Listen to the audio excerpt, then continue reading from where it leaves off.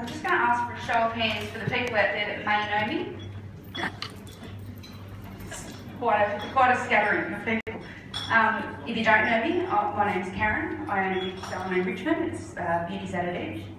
Thank you, Jodie, for the free plug. You know, we do spray tans, waxing, all that sort of stuff. And I was told to imagine a room full of people naked to calm the nerves, but it looks like I've already seen a lot of you already, so... I'd like to tweak my talk a little bit this morning with Are You OK? As today's Are You OK Day as well. 12 months ago, Dad sent me a message saying, Are you OK? And a tear rolled down my cheek, and I replied, sure, are you OK back? It didn't come as a surprise, as I was already numb. In fact, I was on autopilot, just rolling with the punches that life was throwing me. My vivacious, self-sufficient mother, the strongest lady I know, was already laying in ICU fighting for her life as she'd suffered a burst brain aneurysm. We were told if she survived, she'd be a vegetable. And we knew Mum would hate this, so we decided to donate her organs. However, over a space of a few days, she fought the odds and she started breathing without the machines. I'm not well myself, and I'm struggling and chasing doctors and struggling to walk, and they keep passing me around and saying nothing's wrong, but I push on. My name is Karen Maclean. I'm 39 years old, and I grew up in the Hawkesbury.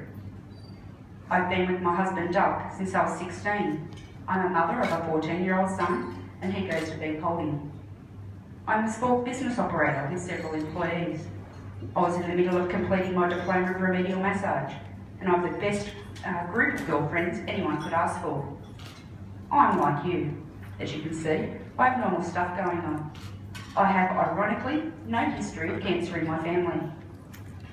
I rode motorbikes, I snow ski, wakeboard, shoot, read, love snorkeling, go to the gym, I work full time and I study. I'm you. I shower just like you, and I feel for lumps. No, none.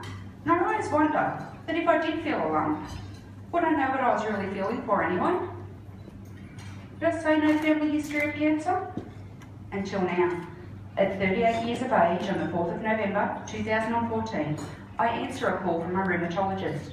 I'm at Richmond Marketplace and bumped into my dad and my best friend from school, Lisa. I'd only just left from having a bone scan that was looking for psoriatic arthritis. Dr. Lim called as soon as he received the urgent results delivering the news. I have bone cancer, and it's stage 4 and metastatic, and that it's incurable. And it usually is secondary to breast cancer, but further investigation is necessary. My husband is 7 hours away from work. I'm in disbelief and my head fills with white noise.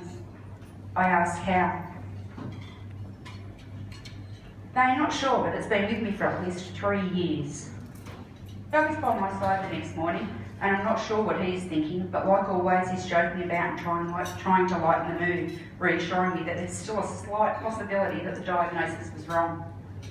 Next comes the cancer specialist, and not even the oncologist or breast surgeon can find my breast cancer without looking at the scans, and it's located right on my sternum, and it feels just like my rib cage, but with a slight little granulation to it. Disbelief sets in, and I'm on autopilot, visiting Mum twice a day in ICU at Maclean Hospital to give her breakfast and dinner, as she can hardly feed herself, walk, or remember who her family is. And I'm in and out of doctor's appointments and still trying to operate the salon at the busiest time of year. Next comes extreme anger, as I realise that having stage 4 cancer and not locating it early has stolen my chance to fight the disease. Chemo doesn't help, and there's no point in removing the breast lump that's already spread. For weeks this confused me, and every time I visited the doctors ad nauseam until it finally sank in.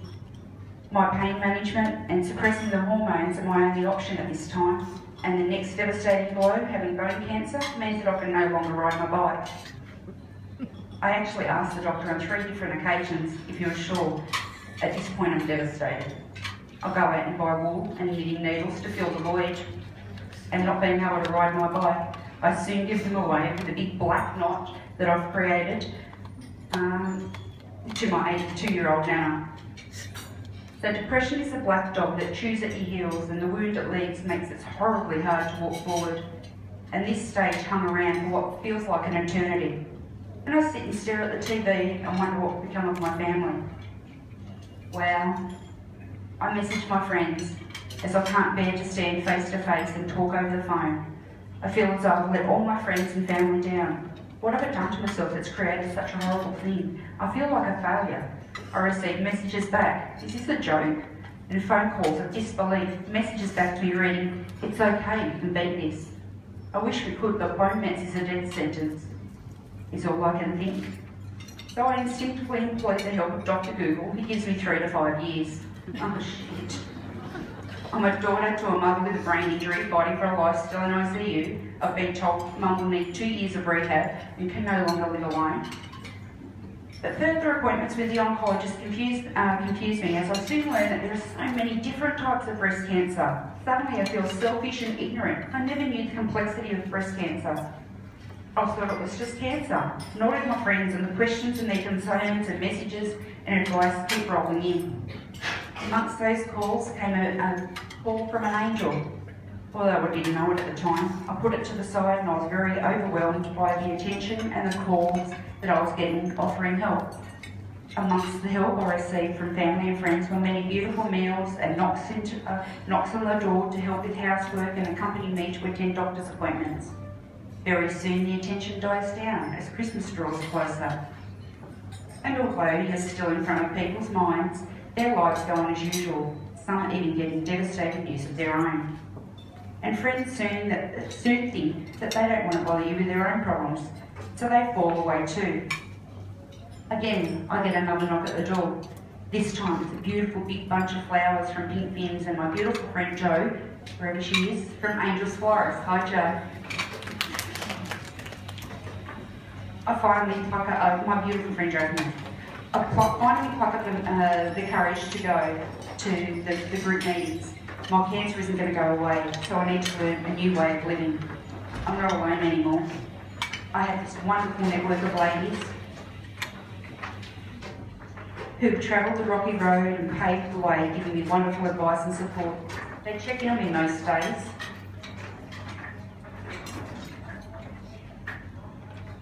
Pink Fins has made it possible to still have a nearly normal Christmas for my son last year, amongst all the madness and treatment and not being able to work.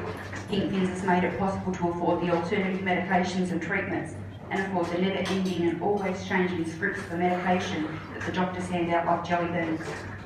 Pink Fins has helped keep the house in order, as living with a terminal illness and having a myriad of other health problems and still working as well as caring for mum makes it impossible to stay on top of. Life has taken a huge spin and nothing is normal and will ever be again. I spend my days living the dash, as most med survivors do. And if you haven't heard of that, it's the time between when you were born and the day that you pass.